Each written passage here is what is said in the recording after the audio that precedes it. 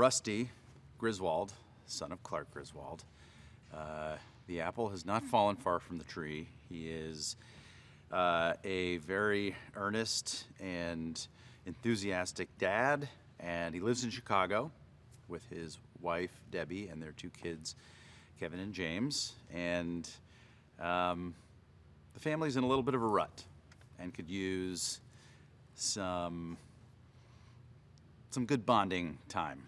And Rusty's desperate to make that happen. The Griswold family is every family, you know, in the same sense that like a Jack Lemmon is kind of every man. The Griswolds kind of represent just middle America. They're well-intentioned, they're decent people with good values, that they generally want to do right and they want to have a happy life and be a happy family, but the world makes that really hard sometimes. And I think what sets Rusty apart a little bit is just how hard he's willing to fight to make it right and to make sure the family does have fun and that they love each other. And sometimes it doesn't even matter if they're actually having fun, as long as they're actually just smiling and saying that they're having fun. That's almost enough for Rusty sometimes. At its heart, the original Vacation and all subsequent vacations have been about a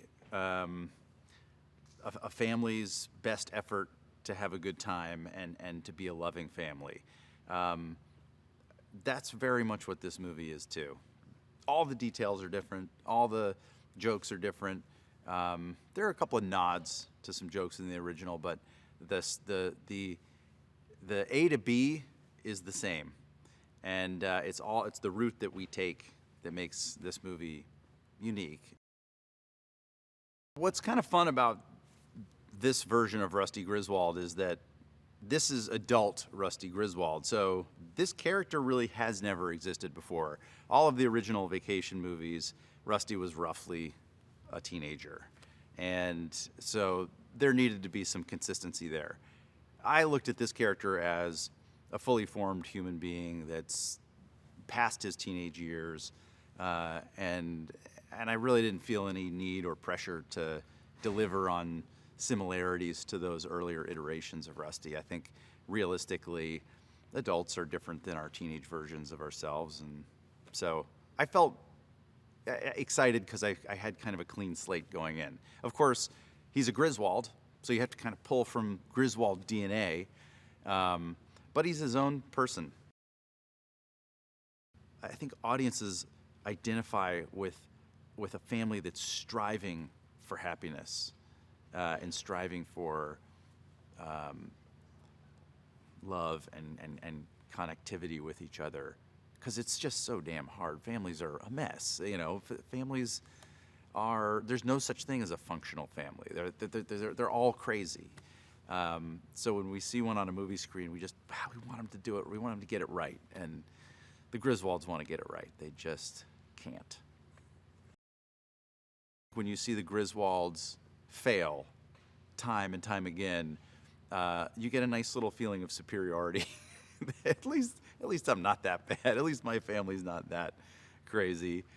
But it's also why you root for them. And I think ultimately in the end, when there is cohesiveness in the family, it feels good. It feels gratifying. Christina is just one of the most lovable human beings I have ever stumbled across. And she's the perfect Debbie, because she's clearly a huge win for Rusty to have scored such an incredible woman. And I think it kind of helps Rusty seem a little cooler. And then, of course, she's an incredible actress. So she's just bringing so much life to the dynamic between Rusty and Debbie. They are just magic, these kids. They're played by Steele Stebbins, is the younger one, and the older one is Skylar Gisando. And not only are they just the sweetest, smartest, poised, great kids, they're also incredibly good actors and good improvisers, and they think about comedy and they think about how a scene works so far beyond their years.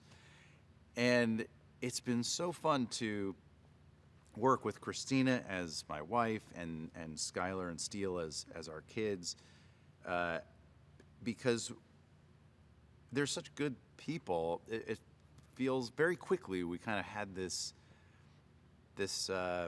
bond. Beverly D'Angelo and Chevy Chase are royalty as far as we're concerned. So to have them on board this movie, it just was like, da-da-da, the king and the queen walking onto the set. And they created the Griswolds. They just created this whole thing and brought it to life. And I feel like it just feels like such an exciting privilege to be in the same universe that they created. Chevy has been just a profound influence on my entire life. I do what I do in part because of Chevy Chase and Steve Martin and Martin Short and all those. I just named the three amigos, I just realized. But those guys, among others, are the reasons I do what I do. So to meet Chevy and get to work with him, it was a huge thrill. This script was undeniable. It was so damn funny.